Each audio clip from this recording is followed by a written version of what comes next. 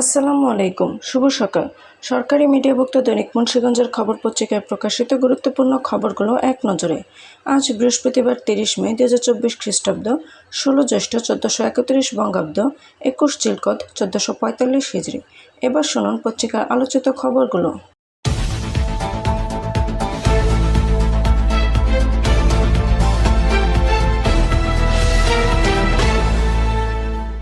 বিশ্ব শান্তি প্রতিষ্ঠায় বাংলাদেশ রোল মডেল। প্রধানমন্ত্রী সেবায়িত পুরোহিতরা হিন্দু ধর্মের সঠিক ধর্মীয় জ্ঞানের প্রসার ঘটাতে পারেন। ধর্মমন্ত্রী আর্থসামাজিক ও অর্থনৈতিক অভূতপূর্ব উন্নয়ন হয়েছে। অ্যাডভোকেট সোহানা তাহমিনা। সিরাজদিখানে কিশোরদের ভবিষ্যৎ প্রজন্মের স্বপ্ন পড়ছে ইটের ভাটায়।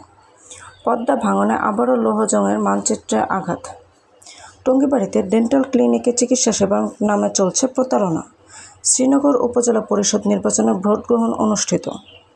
আবদুল্লাপুরে পুকুরের সাথে খালের সংযোগ বন্ধ, তলিয়ে গেছে বসতবাড়ির আঙিনা।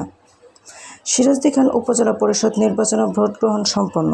14,337 কোটি টাকার 11 প্রকল্প অনুমোদন। ব্রিজের সাথে সংযোগ সড়ক না থাকায় যাতায়াতে ভোগান্তি। মুন্সিগঞ্জে খুচরা বাজারে বেড়েছে ফার্মের মুরগির ডিমের দাম। মুন্সিগঞ্জে অস্বাস্থ্যকর ও নোংরা পরিবেশে তৈরি হচ্ছে খাদ্যপণ্য। দীপুর ইউনিয়ন পরিষদে উন্মুক্ত বাজেট সভা অনুষ্ঠিত। সোনারং টঙ্গিবাড়ি ইউনিয়ন পরিষদে উন্মুক্ত বাজেট ঘোষণা। এসএসসি ফেল করলেও কলেজে ভর্তি হওয়া যাবে। গজেরায় বাউশিয়া ইউনিয়ন পরিষদে উন্মুক্ত বাজেট সভা অনুষ্ঠিত।